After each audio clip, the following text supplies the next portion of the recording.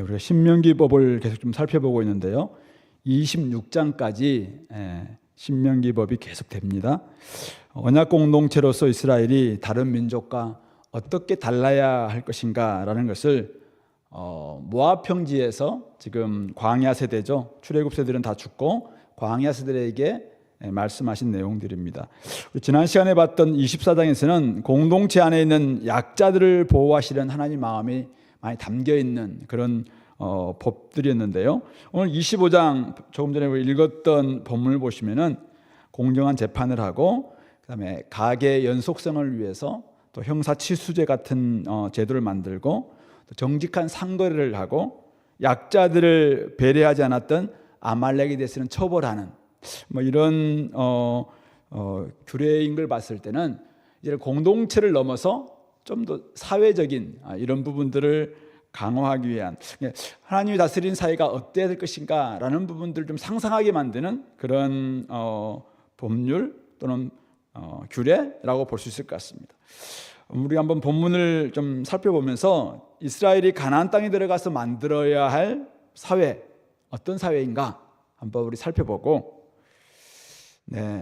우리가 이 말씀이 이제 막 몇천 년 전 말씀이지만은 우리 2026년을 살고 있는 우리 공동체에 만약 하나님께서 꿈꾸시는 나라, 하나님께서 원하시는 하나님 나라죠, 하나님 나라를 우리가 나름대로 맛보기라도 이 땅이 보이게 만들려면은 과연 우리가 갖춰야 될 태도는 무엇일까? 오늘 우리가 여기 말씀을 통해서 몇 가지 원리를 발견하겠습니다만은 이 말씀이 그대로 오늘 우리 사회 속에서 오늘 우리 삶 속에서 좀 적용되기 위해서는 우리에게 필요한 것은 무엇일까? 이런 것들 한번 생각해 보겠습니다. 먼저 우리 본문을 통해서 하나님이 꿈꾸셨던 이스라엘 사회는 어떤 사회인가 한번 살펴볼게요. 1절부터 3절이 첫 번째 규례인데요. 시비가 생겼을 때, 사람이 옳고 그름에 대한 시비가 생겼을 때 재판을 청하면은 재판장은 그들을 재판하여 의인은 의롭다 하고, 죄가 없으니까 의롭다 하고, 악한 사람들은 죄를 지었으니까 정죄, 너는 사형, 너는 무기징역 이렇게 정죄할 것이다 라고 이야기합니다. 근데 악인에게는 만약 태형, 때리는 형벌인데 태형이 합당하다 한다면은 재판장은 그를 엎드리게 하고 그 앞에서 그의 죄에 따라 수를 맞춰 때리게 하라. 그런데 태형이 엄청난 심한 형벌인데요. 얼마 전에도 어디에서 태형 형벌을 하다가 실신했다 이런 뉴스를 본 것 같은데, 40까지는 때리려니와 그것을 넘기지는 못할 것이다. 그래서 만약 그것을 넘겨 매를 지나치게 때리면 40 이상 때렸다. 그러다면은 그것은 네가 네 형제를 비록 그 사람이 범죄를 할지라도, 그 사람이 지금 악한 일을 행했다 할지라도 그 사람은 네 형제다. 이스라엘 형제라는 사실을 잊지 마라. 네 형제를 경히 여기는 것이 될까 하노라. 그렇게 말씀하고 있습니다. 그래서 아무리 악한 범죄자 할지라도 같은 이스라엘 형제라는 그 인식을 가져라. 결국 여기는 두 가지의 정신이 들어있는데요. 하나는 정의의 잣대대로 판결해라. 그러니까 잣대에 있어서 옳은 사람은 의롭다, 잘못된 사람들은 정죄. 이게 이제 정의죠, 정의.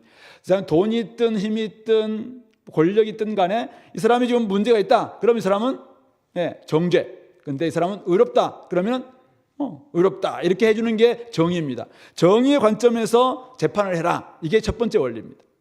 근데 두 번째는, 근데 아무리 악한 행동을 했다 할지라도 그 사람이 형제이기 때문에 범죄자랄지라도 형제이기 때문에 지나치게 가혹한 형벌, 태형이라면은 40 이상 때려서는 안 된다. 그래서 우리가 유대사에서 들어서 알다시피 40까지 이 법률에 이제 40까지만 때리라고 했으니까, 근데 혹시 잘못해서 41을 넘겼으면 이건 율법을 어긴 것이 되잖아요. 그래서 이제 40에 하나 가만. 그래서 39대까지만 때리도록 그렇게 이제 유대 사회에서 이렇게 만들어졌습니다. 그래서 바울 사도가 40에 가만 매를 몇 번 맞았다라고 이런 표현을 하고 있잖아요.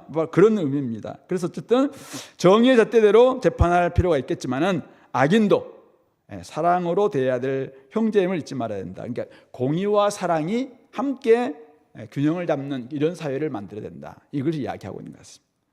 4절은 곡식 떠는 소에 망을 씌우지 말라.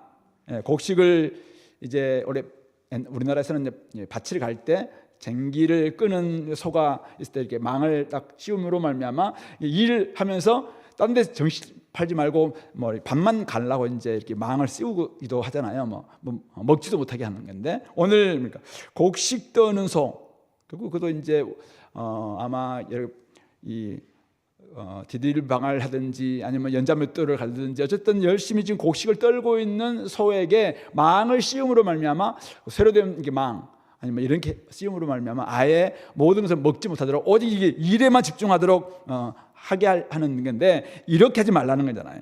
그래서 곡식 떠는 일에 집중하는 가축일지라도 일만 시켜서는 안 된다. 그래서 먹이는데 인식하지 말아야 된다. 가축에게도 긍휼을 베풀라 이거죠. 바로 이 구절을 바울 사도는 바울 서신에서 2번 인용을 하거든요.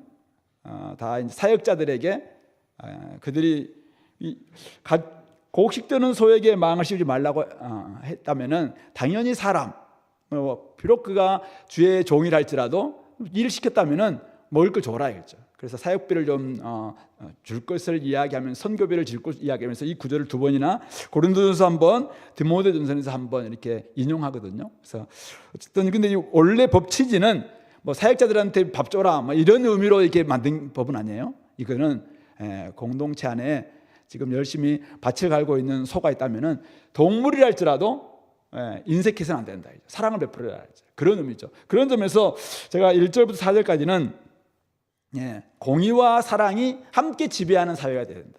이걸 하나님께서 지금 재판 현장이나 아니면 뭐 농사를 짓는 현장 속에서도 공의로움과 이 자애로움, 사랑이 함께 있어야 된다라는 것을 말씀해주고 있다, 이렇게 볼 수 있을 것 같습니다. 두 번째 규정이 5절부터 10절 좀 길게 나와 있는데요. 가정 또 가계의 연속성을 지키기 위한 그런 규례인데요. 우리는 뭐 잘 알고 있는 내용이죠. 형사 취수제라고, 형이 죽었을 때 그 형수를 취해서 이제는 형의 가계 재산을 동생이 이제 이렇게 있게 만들어주는 이런 제도인데요. 형제들이 함께 사는데 그중 하나가 죽고 아들이 없거든 그 죽은 자의 아내는 타인에게 시집가지 말라. 만약 타인에게 시집가게 되면 여기 하나님께 분깃으로 받았던 이것이 자체가 사실은 사라지기 때문에 그 이름 자체가 사라진다는 거잖아요. 그래서 타인에게 시집가지 말라. 그의 남편의 형제가 그에게로 들어가서 그를 맞이하여 아내로 삼아 그 남편의 형제된 의무를 그에게 다 행해야 된다. 그 여인이 낳은 첫 아들이 그의 죽은 형제 이름을 잊게 하여서 대를 잊게 해서 그 이름이 이스라엘 중에서 끊어지지 않게 할 것이다. 첫째 형이 있었다면 그 형의 자녀가 없는 가운데 죽었을 때는 동생이 이 형수를 취해서 결혼함으로 말미암아 그 첫 아들은 형의 대를 잇는 아들이 되는 것이죠. 그래서 그 형의 이름이 이 족보에서 끊어지지 않도록, 족보에서 끊어지지 않는 것뿐만 아니라 하나님이 그 형에게 주셨던 이 분깃이 있었어요. 그것이 지속적으로 이어질 수 있도록 만드는 그런 정신인 것이죠.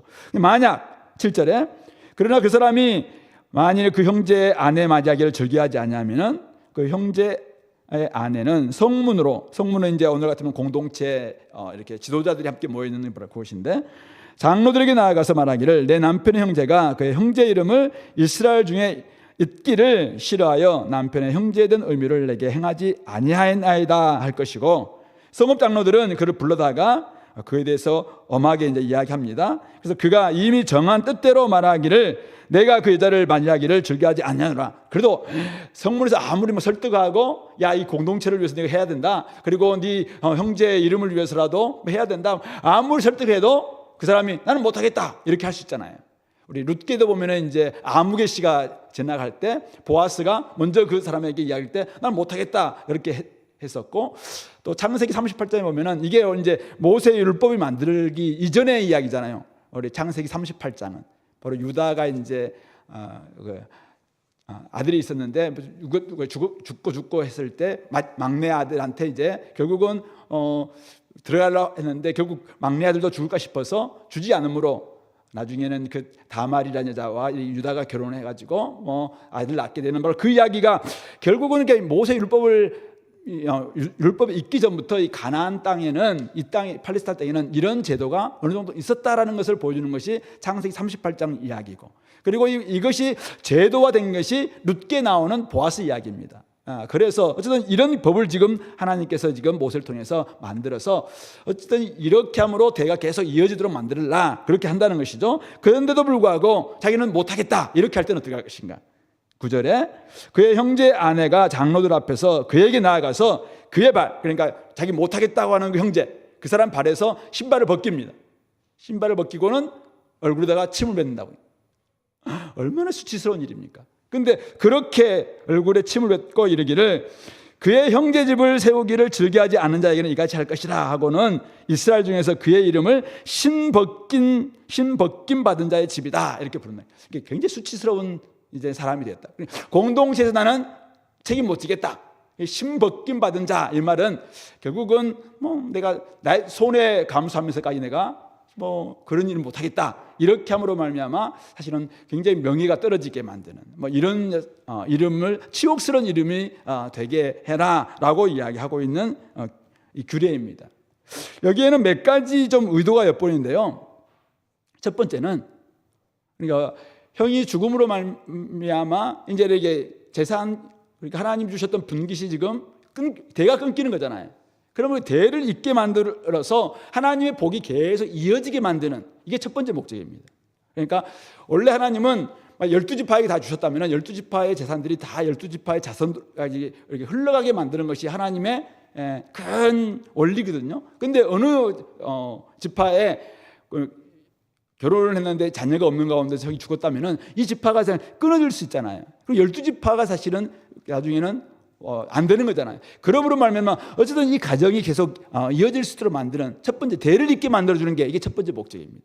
두 번째 목적은 이 형이 죽음으로 말미암아 형수만 있게 되면은 이 과부는, 당시에는 고아와 과부는 사회적으로 가장 약자들입니다. 그래서 경제적인 어떤 보장제도가 안 돼 있어요. 그러므로 말미암아 이 남아있는 과부, 이 형수를 위해서 그 집안이 좀 복지를 만들어줘야 된다. 이 최소한의 사회 보장 제도로의 목적도 여기에 있다라고 볼 수 있는 것이죠. 그리고 세 번째 어떤 취지는 제가 보니까 사실은 이것은 공동체 성문에서 이런 모든 것들을 다 결정하고 또 그 앞에서 수치스럽게 신벗김 받은 자의 라는 이런 이야기도 나오고 하는 거잖아요. 그러니까 이 부분들을 한 가정에만 맡기지 말고 공동체 전체가 같이 책임을 져줘야 된다. 공동 전체가 공동 책임을 좀 이것을 함께 우리가 돌아봐줘야 된다. 이런 의미도 있는 이런 제도로 보입니다. 그러므로 굉장히 중요한 것이 이 가정, 가계, 복이 계속 이어지는 것, 재산이 계속 이어지는 것,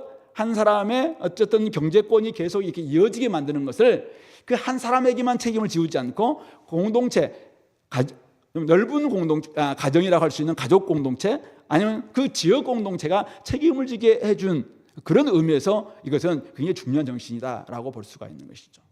그 다음에 나와 있는 11절부터 12절에 있는 이 규례도 두 사람이 서로 싸우는데, 남편끼리 싸웠어요. 남편끼리 싸우는데 한 사람의 아내가 그 치는 자의 손에서 그 남편을 구하려고, 그러니까 자기 남편이 보니까 지고 있는 거죠. 싸우는데 가서 보니까 저 사람이 좀 힘이 너무 세. 그래서 가까이 가서 손을 벌려서 그 사람의 생식기, 음낭을 잡거든 너는 그 여인의 손을 찍어버리라. 굉장히 이거 찍어버리라. 네 눈이 그를 불쌍히 여기지 말라. 이건 너무 사실은 이제 이거는 원래 이 모세 율법에서는 이는 이, 눈에는 눈, 이런 동해 복수법들이 조금 이제 있긴 있습니다만은 원래 이 신명기에서는 그런 부분들 많이 없고 사회적 보장을 이렇게 약자들을 보호해라 이런 게 있는데 오늘 이 부분들은 왜 이렇게 강하게 요구하냐면은 결국 이 사람, 그러니까 자기 남편을 구하겠다라는 동기는 뭐 괜찮죠. 남편이 보니까 지금 당하고 있어요. 그러니까 남편을 구하려고 가서 당신 왜 그러냐고 하면서 대들고 이렇게 할 수 있겠죠. 자, 그런데 그 사람 만약 상대편의 음낭을 잡아서 만약 그게 정말 불구가 된다, 그러면은 그것은 다음 세대까지 문제가 생기는 거잖아요. 그러므로 말면 앞에서 이야기했던 이것은 그 형이 죽음으로 말미암아 그 집안 자체가 사실 재산이 없어지는 것과 거의 비슷한 어떤 영향을 끼친다는 것이죠. 그런 점에서 이 부분도 제가 보기에는 가정의 영속성을 위해서 강하게 처벌하라 라는 부분들을 좀 하신 것이 아닐까 생각합니다. 물론 언약 백성인 이스라엘의 여성 자매들도 좀 품위를 지킬 필요가 있겠다, 이런 의미도 아마 있겠죠. 남편 싸움에 들어서 남편을 지나치게 사랑함으로 말미암아 끼어들어서 이렇게 도움을 줄 필요는 있는지 몰라도, 그러나 아무리 선한 동기랄지라도 지나친 폭력, 지나친 행동으로 말미암아 어떤 누군가에게 진짜 이렇게 엄청난 이런 피해, 다음 세대까지 피해를 끼친다면은, 그런 아무리 선한 동기랄지라도 그 선한 동기에서 나온 행동이랄지라도 그것은 정당하게 인정받을 수가 없다. 그러니까 정당방위가 어떤 부분들이 인정되는 게 있는데, 이런 경우에는 정당방위라고 할 수가 없을 정도로 이런 가혹한 지금 방어다라는 것을 이야기하고 있는 것이죠. 그러므로 이것은 자기 이익뿐만 아니라 남의 유익까지도 좀 함께 생각해라, 그런 의미도 여기에 끼어 있는 것 같습니다. 그리고 이제 세 번째가 오늘 13절부터 16절 나와 있는데, 이거는 정직한 상거래를 위한 규례죠. 너는 내 주머니에 두 종류의 저울추, 큰 것과 작은 것 넣지 마라. 그러니까 저울추를 가지고 이제 잴 때 어떤 거는 굉장히 많은 것처럼 이렇게 하거나, 그다음에 내 집에 두 종류의 큰 것, 작은 것 함께 두지 마라. 그러니까 큰 되는 왜 만들겠습니까?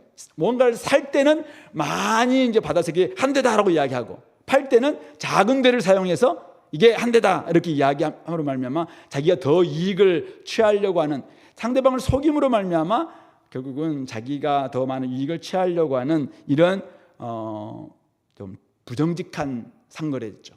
이런 것들을 좀 하지 말라 했죠. 그래서 오직 온전하고 공정한 저울추, 온전하고 공정한 대를 두라. 그리하면 내 하나님 여호와께서 내게 주시는 땅에서 네 날이 길 것이다. 하나님의 약속의 땅에서 살려면은 공정해야 된다, 정직해야 된다, 이 부분을 이야기하고 있어요. 그러면서 16절 말씀이 굉장히 중요한데요. 이런 일들을 행하는 모든 자, 악을 행하는 모든 자는 내 하나님 여호와께 가증하다. 이 사람이 지금 다른 사람을 죽인 게 아니에요. 다른 사람들이 폭력을 행한 것도 아니에요. 앞에서 봤던 것처럼 누구의 남편을 어떻게 하는 것도 아니에요.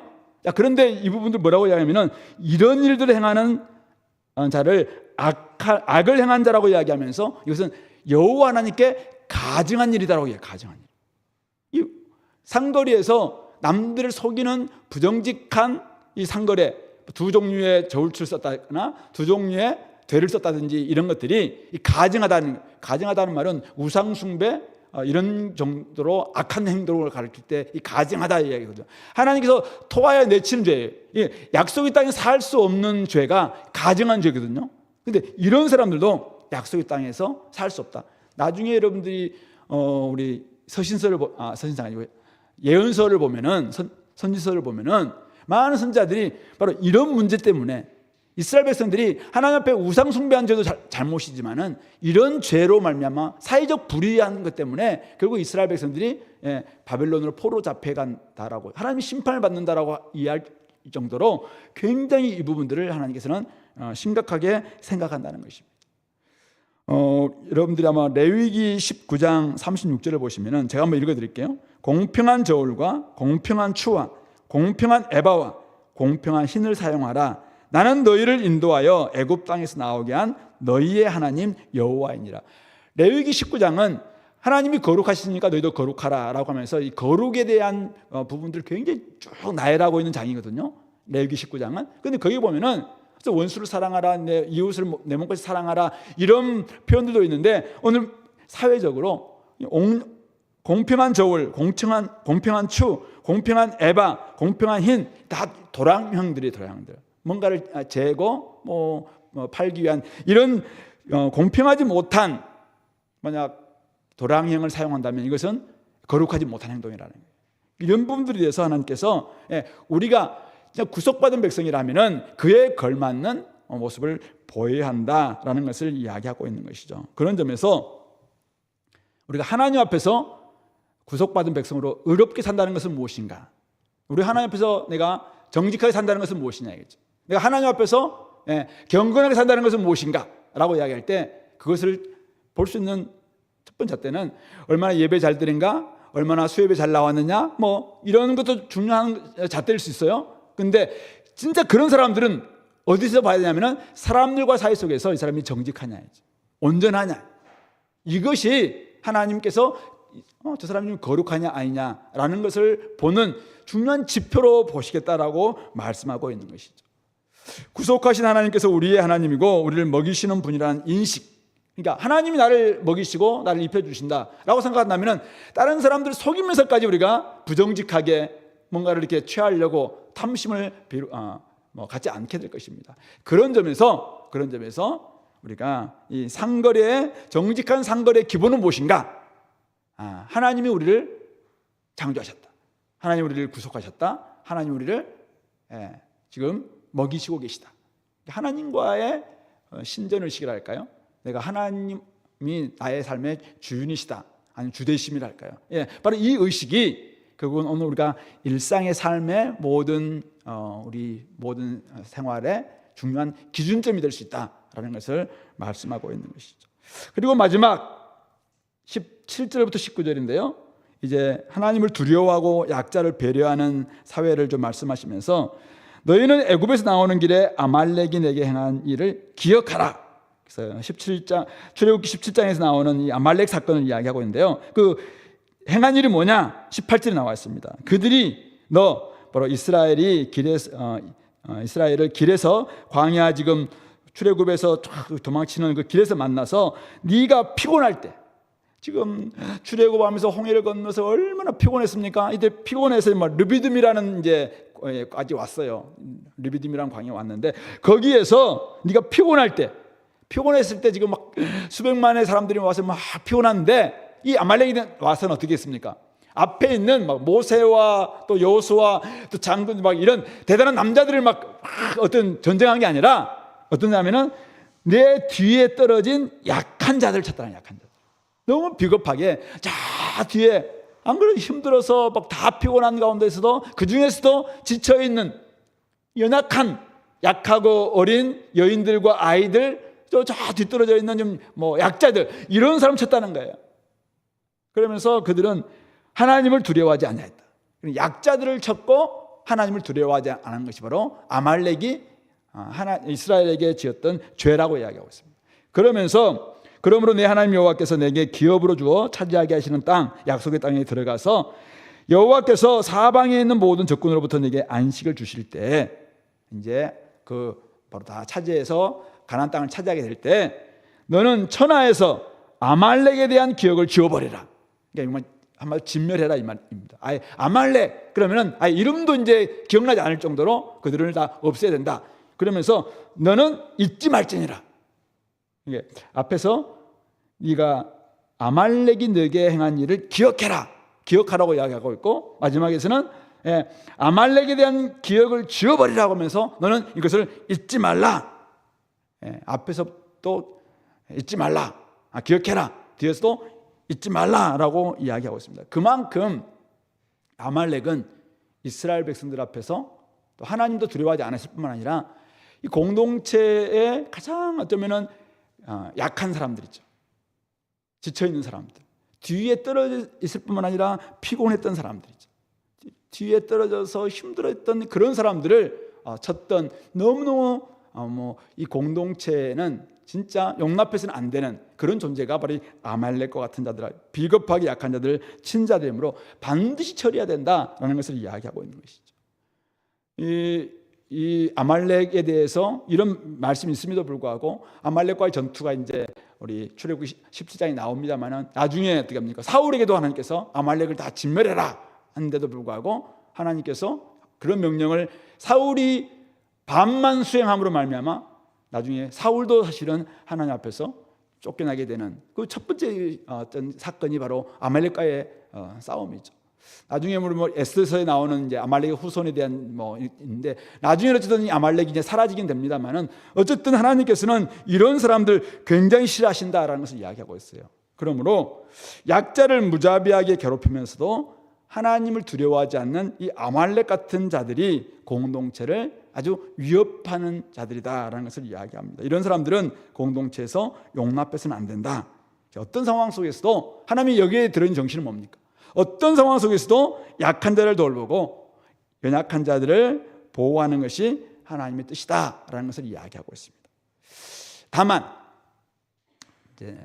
다만 신약에 살고 있는 우리들한테는 이 말씀을 문자적으로 적용해서는 안 됩니다. 우리는 이미 그리스도 빛 아래서 살아가는 사람들이기 때문에 그렇습니다. 이미 예수님께서는 원수를 사랑하라 말씀하셨고 원수 갚는 일은 하나님께 맡길 것을 로마서에서도 분명히 말씀하고 있습니다. 그러므로 이 말씀을 근거로 해서 자기의 뭐 전쟁이나 뭐 살상을 그냥 뭐 근거로 정당한 근거로 제시하거나 그런 경우도 있어요. 우리 가자지구 서한지구에서 이스라엘이 팔레스타인 사람들을 엄청나게 좀 살상을 했거든요. 그들이 내세웠던 그거 뭐냐면은 그들은 아말렉이다 이거죠. 그래서 아말렉을 없애야 된다. 그래서 이 말씀의 근거에서 이제 그들은 싹쓸이 막 하려고 하는데 인간의 탐심, 인간의 욕망이 얼마든지 그럴 수 있기 때문에 주님께서는 그런 모든 것들을 짊어지셔 십자가 죽으셨어요. 그러므로 우리가 이것을 문자적으로 그냥 적용해서 뭐 오늘날 아말렉 같은 존재들을 막 이렇게 해서는 안 된다. 이거는 이제는 영적인 부분이라면은 뭐 아말렉 같은 그런 어떤 그 마음들 이런 게 있겠죠. 이런 부분들에서 우리가 용납해서는 안 되겠지만은 사람에 대해서는 우리가 늘 그리스도 빛 안에서 다시 한번 재해석해야 된다라는 것을 말씀할 수 있을 것 같습니다. 어쨌든 이 말씀을 보시면은 하나님 꿈꾸신 이스라엘 사회는 어떤 공동체인가? 아까 우리 한 4가지 정도 이야기했습니다. 정의와 사랑이 조화된 사회. 그래서 공정한 재판도 이루어져야 되고 또 일하는 일꾼에 대해서 공정한 대가도 지불해야 되고 이것이 아마 첫 번째 하나님께 원하셨던 사회인 것 같습니다. 두 번째는 죽은 형제의 가정 또 가게라도 어쨌든 그 하나님의 복이 하나님의 주셨던 그 분깃 재산이 계속 이어질 수 있도록 그들에게 복과 복지를 함께 신경 쓸 것을 원하시는 그런 모습들이죠. 그래서 어쨌든 자기 이익만 생각하지 말고 자기가 조금 손해를 본다 할지라도 형제들까지도 그들의 유익이 될 수 있도록 만들어주는 그래서 가정, 가게의 복과 복지가 계속 이어질 수 있도록 만드는 그런 사회 이것을 하나님께서 꿈꾸셨던 것입니다. 세 번째는 정직한 상거래 서로를 신뢰하고 서로를 앞에서 좀 정직한 이런 모습들 이것이 바로 하나님께서 구속하신 백성들에게 기대하시는 모습이죠. 그래서 만약 하나님 형상대로 지음받은 인간이다 보니까 사실은 서로가 서로에 대해서 신뢰를 하고 정직하게 대할 때 사회는 서로 믿고 신뢰하고 우리를 부르신 하나님이 어떤 분이신가 라는 것을 우리가 깨달을 수가 있단 말이에요. 그런 점에서 정직한 상거래, 정직하고 서로를 신뢰하고 배려하는 이런 모습을 하나님께서 기대하고 있구나라는 것을 알 수 있는 것 같고 마지막 4번째는 아까 아말렉을 없애라 라는 관점에서 본다면 비록 피곤하고 뒤에 떨어져 있는 약한 형제들까지 그들까지도 우리는 잘 배려하고 보호하고 지켜줘야 된다라는 것을 이야기하고 있는 것이죠. 결국 이런 사회는 하나님께서 다스리시는 사회이고 하나님께서 우리의 왕이시다. 그리고 하나님의 말씀이 우리의 삶의 중요한 잣대다라는 것을 받아들일 때 사실은 이룰 수 있는 사회라고 볼 수 있을 것 같습니다. 하나님 말씀이 이렇게 아무리 선포된다 할지라도 이 말씀은 그냥 그럴 수도 있겠지. 그러나 삶의 현장에서는 달라. 이렇게 한다면 이 말씀은 절대로 이루어질 수가 없는 것이죠.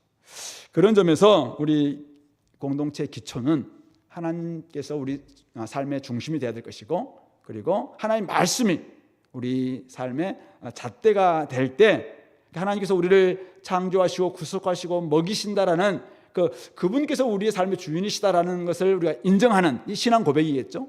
그리고 이 말씀이 오늘도 우리 삶 가운데서 진짜 가장 중요한 원리고 그리고 중요한 가치고 잣대다라는 것을 우리가 인정해야 되겠죠. 그리고 또 하나가 이제 나의 유익이 중요하다면 다른 사람들의 유익도 중요하다. 하나님의 형상대로 지음받은 사람들이 정말 고귀하다. 이 가치가 함께 있을 때 이것들은 이루어질 수 있는 것이 아닐까 생각합니다. 하나님에 대한 신앙이 떨어지면은 이런 가치고 뭐고 말씀이고 다 무너지게 될 것이고, 그래서 그 사회는 가나안 땅이 있지만, 약속의 땅이 있지만은 세상과 똑같아져서 나중에는 세상으로 이들이 바벨론으로 다시 팔려가고 쫓겨가고 뭐 그렇게 될 수밖에 없는 게 아닌가 생각합니다. 그런 점에서 오늘 이 말씀이 오늘 우리 공동체 가운데서 진짜 하나님이 다스리시는, 하나님이 주인 되시고 또 하나님의 원리가 아주 중요한 잣대가 되고, 그리고 하나님 형상도 지음받은 사람들을 진짜 소중하게 여길 수 있는 이런 공동체를 만들기 위해서는 좀 어떻게 하면 좋겠는가. 제가 오늘 이 말씀을 좀 묵상하면서 세 가지가 생각이 났어요. 첫 번째는 언약의 주체가 누구인가. 이 말씀을 주신, 이 말씀을 받고 있는 이 공동체를 이루어야 될 언약의 주체가 누구인가. 우리가 언약의 주체다라는 이 주체의식이 없이는 이거는 불가능하겠다라는 것입니다. 그러니까 이 말씀 있잖아요. 신명기 말씀이 누구에게 주신 말씀입니까? 우리 신명기 5장 한번 볼래요? 5장. 신명기 5장 2절 3절 말씀. 신명기 5장 2절 3절. 자, 제가 한번 읽어드릴게요. 269페이지입니다. 우리 하나님 여호와께서 호렙산에서 우리와 언약을 세우셨나니 이 언약은 여호와께서 우리 조상들과 세우신 것이 아니요 오늘 여기 살아있는 우리 곧 우리와 세우신 것이라. 분명히 시내산에서 언약을 맺은 사람들은 출애굽 세대들이에요. 이미 그 사람들은 다 죽었어요. 근데 오늘 이 모세가 다시 한번 이 모압 평지에서 말하면서 호렙산에서 언약을 맺어서 우리가 언약 백성이 됐는데 이 언약을 세운 당사자가 그들이냐 이거죠. 조상들 맞죠? 근데 바로 우리가 바로 언약 당사자다라고 이야기하고 있습니다.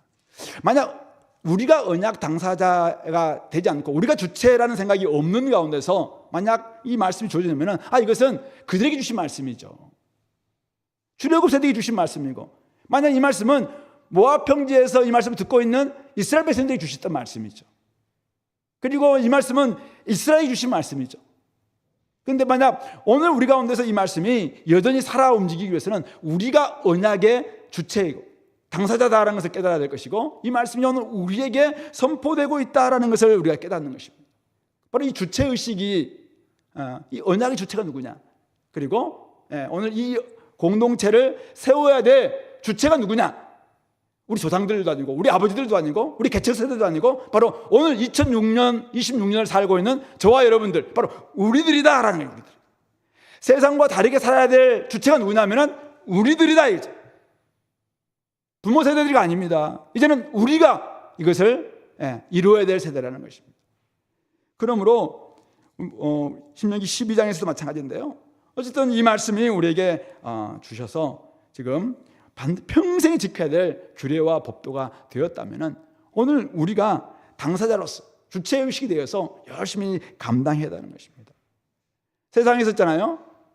하나님의 명예, 하나님의 이름, 하나님의 품위 지키며 살아가야 될 주체가 누구냐면은 목사님이 아니라, 장로님이 아니라, 아니면 우리 부모님이 아니라 바로 나라는 거예요. 나라. 내가 그럴 존재라는 거예요. 그럴 때 있잖아요. 이게 가정이나 뭐 여러분 직장에서나 사회에서나 이 말씀이 어느 정도 하나님은 나의 삶의 주인이시고 하나님은 여전히 나에게 말씀하고 계시고, 그리고 내 앞에 있는 사람들이 하나님 형성도 지음받은 사람들이고, 이것이 인정될 수 있겠죠. 그런데 이 말씀을 받고 있는 주체가 옛날 그 사람들이다, 3천 몇 년 전에 이 말씀이 주어졌는데 바로 그들이다, 이렇게 생각한다면 나하고는 상관없는 말씀이 될 수밖에 없는 것이죠.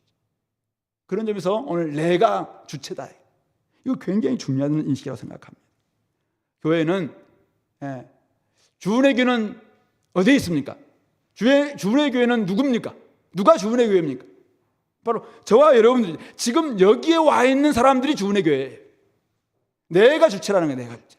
내가 이곳에서 하나님을 알아고 알려주는 사명을 가지고 주님의 일꾼들, 구원의 길을 자세히 가르치는 복음의 일꾼, 신구약 66권을 철저히 공부하는 말씀의 일꾼, 세계 선교에 한없이 헌신하는 선교의 일꾼을 키우기 위해서 헌신할 주체가 누구냐면은 저와 여러분들이라는 거예요.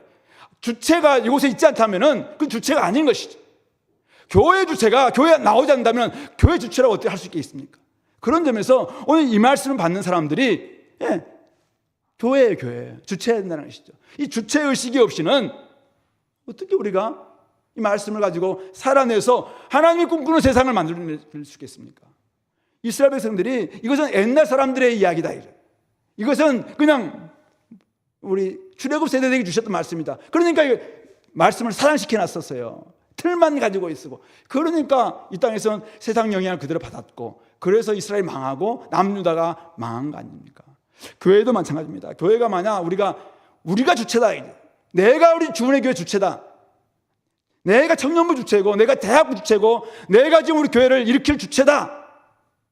다른 사람이 주인이 아니라 내가 주인이다. 바로 이 의식이 결국 이 말씀을 가지고 하나님께서 기대하시는 공동체를 만들 수 있고, 하나님께서 원하시고 하나님 꿈꾸시는 하나님 나라를 여기서 만들어낼 수가 있다는 것이죠. 그런 점에서 저는 이 주체, 내가 누가 언약의 주체인가, 누가 이 공동체를 세워야 될 주체인가, 굉장히 중요하다고 생각합니다. 두 번째는 이 신명기법의 취지가 작은 목표라고 할 수 있는데요, 취지가 공동체 유익이라는 사실을 명심하는 것입니다. 아까도 이야기했습니다만 미가, 아모스, 이사야, 예레미야 선지자들이 이스라엘과 유다에 대해서 그렇게 강하게 심판을 선포했던 이유는 무엇입니까? 다른 게 아니었어요. 언약의 하나님 여호와 하나님을 버렸던 것, 우상을 숭배했던 것, 그거 플러스 많은 부분들이 이 백성들이 공동체 유익을 버리고 자기 유익만을 생각하며 살아가는 그 모습, 바로 그것을 심판하셨어요. 그것에 대해서 굉장히 강하게 질타하셨습니다. 그들은 자기 유익을 위해서 정의와 공평의 원칙을 어겼습니다. 그들은 자기의 유익을 위해서 정직하지 못했습니다. 그들은 자신들의 유익을 위해서 하나님께서 형상으로 지음받은 사람들을 약자라는 이유 때문에 철저히 무시했습니다. 그들은 가난한 사람들은 더 가난해지고 부유한 사람들은 더 부유해지도록 그냥 끊임없이 자기의 유익만을 구했던 그런 모습이었기 때문에 하나님께서 철저하게 심판 메시지를 전했던 것이죠. 그런 점에서 오늘의 이 말씀들은 공동체 유익을 위해서 오늘 굉장히 중요한 첫 번째 취지가 있다. 작은 목표는 뭐냐면은 공동체, 이런 공동체를 만들고 싶은 거예요. 하나님께서 구속하신 이유는 뭐냐면은 한 사람 한 사람을 지금 개인적으로 다 뿔뿔이 해가지고 네가 내 잘못 읽고 있구나. 그래서 너는 이제 내 잘못 읽고 있으니까 너는 나중에 죽어 천국 갈 거야. 이 목적이 첫 번째 목적이 아니에요. 하나님의 첫 번째 목적은 뭐냐면은 구속하신 이스라엘 백성들이 좋은 공동체 만드는 거예요. 거룩한 공동체를 만드는 거예요. 거룩한 이스라엘 사회를 만드는 거예요. 이게 하나님께서 첫 번째 이 율법을 주신 첫 번째 취지, 목적이에요, 목적. 그러므로 우리는 태어나는 순간 공동체입니다. 가족이에요. 공동체 유익을 살리지 않는 신앙은 잘못된 신앙이죠. 자기 유익만을 구하는 신앙은 사유화된 신앙, 개인주의적 신앙, 이것은 세상 사람들도 다 그렇게 해요. 그런 점에서 저는 공동체, 다른 사람들을 중요하게 생각하지 않는 모습으로 나타난다? 내가 열심히 신앙이 좋은데 공동체를 위해서 내가 아무것도 하지 않는다? 공동체는 내 시간을 지금 투자하지 않는다? 공동체를 위해서 내가 나의 재정을 투자하지 않는다? 공동체를 위해서 어쩌면 나의 유익을 잠깐 내려놓지 않는다? 구속받은 백성들 맞냐 이거죠. 그런 점에서 신앙은 공동체적이다. 오늘 이 신명기법을 주신 취지도 그런 공동체를 만들고 싶은 거야. 그런 공동체 돼야지 거룩한 공동체 될 수 있고, 그렇게 할 때 하나님께서 뭔가 그 다음 열방의 빛, 세상의 빛, 그 하나님의 최종적인 목적이죠. 이스라엘 구속하신 목적, 교회를 세우신 목적, 한 사람 한 사람들을 성도라는 교회, 에클레시아로 부르신 목적, 이것을 달성할 수가 있는 것입니다. 그런 점에서 혹시 그냥 내가 요즘 내 원대로 살고 있다? 회개해야 됩니다. 철저히 회개해야 됩니다. 약한 사람, 뒤에 떨어진 사람, 가난한 사람들에 대한 내가 전혀 배려가 없는 것 같다? 회개해야 될 죄입니다. 그는. 당연히 하나님이 다스리시는 공동체와는 내가 좀 굉장히 거리가 멀고 있구나, 이것을 한번 돌아볼 수 있어야 됩니다. 우리 공동체 안에 있는 연약한 지체들이 있다면 진짜 내가 하나님께서 나의 마음에 지금 이런 말씀 주셨다면 당연히 우리가 시간을 투자하고 마음을 투자해서 돌보고 함께 할 수 있어야 된다. 우리 공동체에 있는 우리 지체들은, 우리 어린아이들은 다 우리 집 자녀들이 다 생각하시고 그렇게 좀 돌아볼 수 있는, 특별히 약하고 좀 뒤에 떨어져 있는 사람들 있죠. 여러 가지 이유 때문에 뒤에 떨어져 있는 사람들, 이런 사람들을 잘 배려하고 그런 것들이 굉장히 중요하겠다는 것입니다.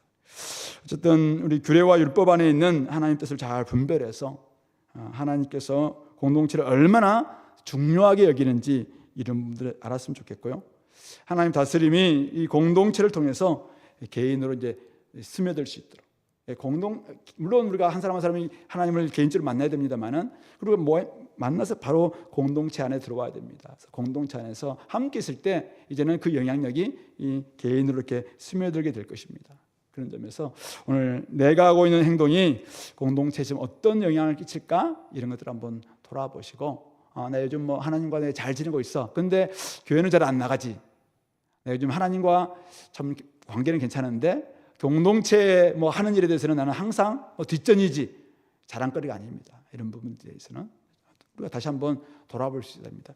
법은 철저하게, 이 신명기 법은 공동체적 유익이 취지다, 이걸 기억했으면 좋겠습니다. 마지막 한 가지는 결국은 신명기법의 궁극적 목적은 이스라엘을 구원하신 또 세우신 이 사명과도 관련이 있습니다.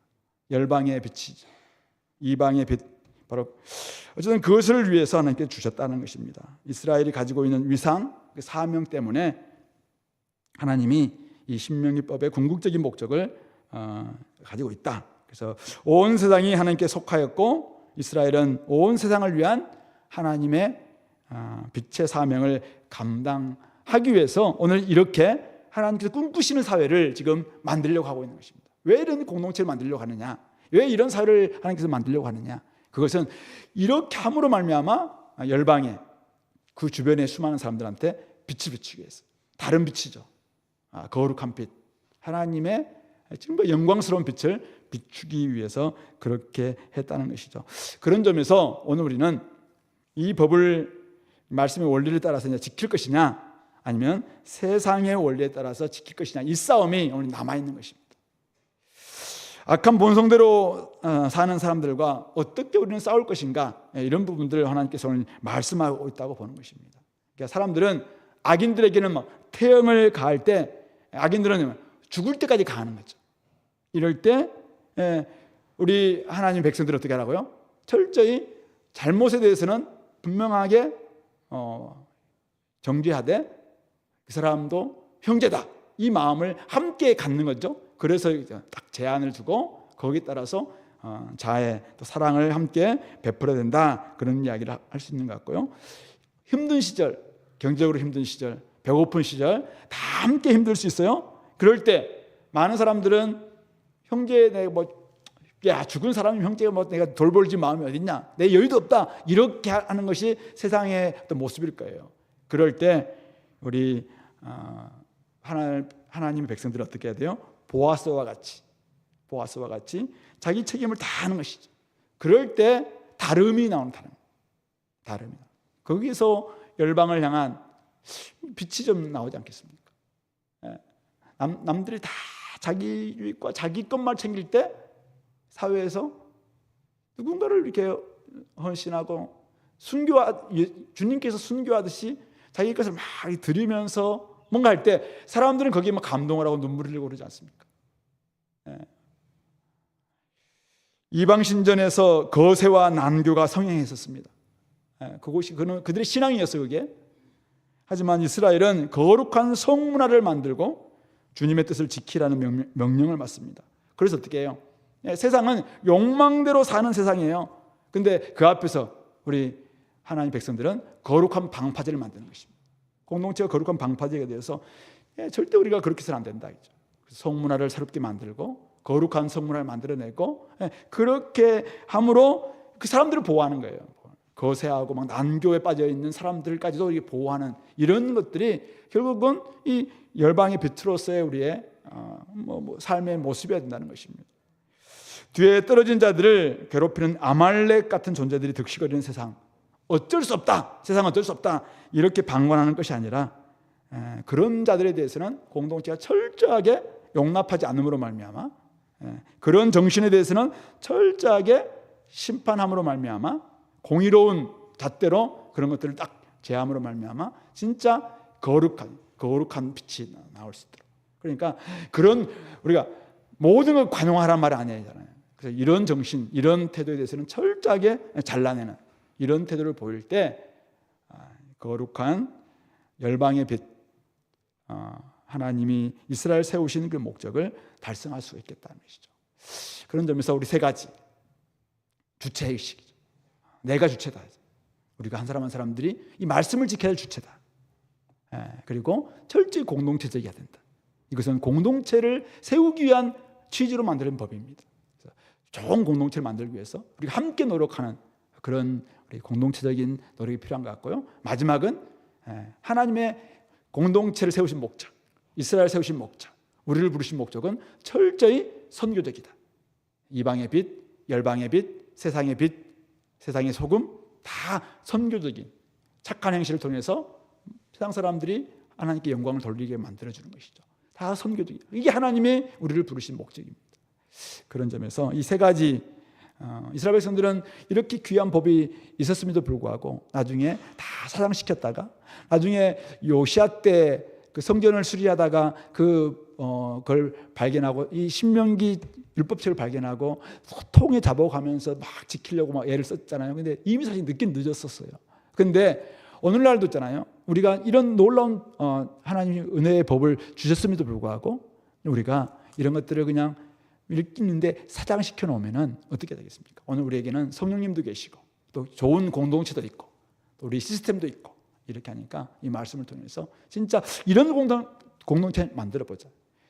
어떤 책 한 권 읽고 있는데 안 믿는 사람들이 쓴 책이에요. 근데 그 안에 진짜 제가 보니까 아까 잠깐 보는데 와, 이건 너무 공동체적이다. 이제 이 사람들은 막 가까이 있는 사람들이 공동체냐? 이 마음이 함께 있는 사람들이라면서 같이 멀리 떨어져 이스라엘 가고 멀리 간데도 불구하고 이제 절대 막 이곳에 함께 모이기도 하고 그런 곳이에요. 이 산림 의료 사회복지 공동체인가 그 은평구에 있는 거기서 쓴 함께 늙어가고 싶은 동네인가 그런 책인데요. 그런 모습 보면서 안 믿는 사람들인데 너무 성경적인 이런 원리를 가지고 살아내는 모습 보이는데 우리가 하나님이 엄청 귀한 지금 정신을 주셨음에도 불구하고 우리가 그렇지 못하다면 어떻게 될 것인가? 앞으로 우리 안에서 이런 것들을 함께 만들어가고 공동체 함께 실습도 해보고 이렇게 하면 참 좋겠다 이런 마음이 듭니다. 저와 여러분들이 그렇게 해서 하나님께 기쁨이 되고 많은 사람들에게도 유익이 될 수 있는 그런 우리 공동체를 만들어갔으면 좋겠습니다. 같이 한번 우리 말씀을 생각하면서 같이 한번 기도하겠습니다. 하나님 아버지, 오늘 우리에게 이런 말씀을 주셨는데 우리가 신약 시대 때에 정말 공동체의 이루어가야 될 주체라는 사실을 깨닫게 도와달라고 기도합시다. 또 공동체를 위해서 주어진 말씀인데 공동체가 내가 참여하지 않는다면 공동체는 무너질 수밖에 없을 것입니다. 그런 점에서 공동체를 세우기 위해서 내가 어떻게 연약한 지체들 또 힘들어하는 지체들을 도울 것인지 내가 할 일은 무엇일까 한번 돌아봤으면 좋겠고요. 또 교회는 목적을 가지고 있는 이 공동체이기 때문에 세상의 소금으로서 빛으로서 열방의 빛으로서 사명을 감당하는 저희들의 모습이 되게 되려고 같이 한번 기도하겠습니다.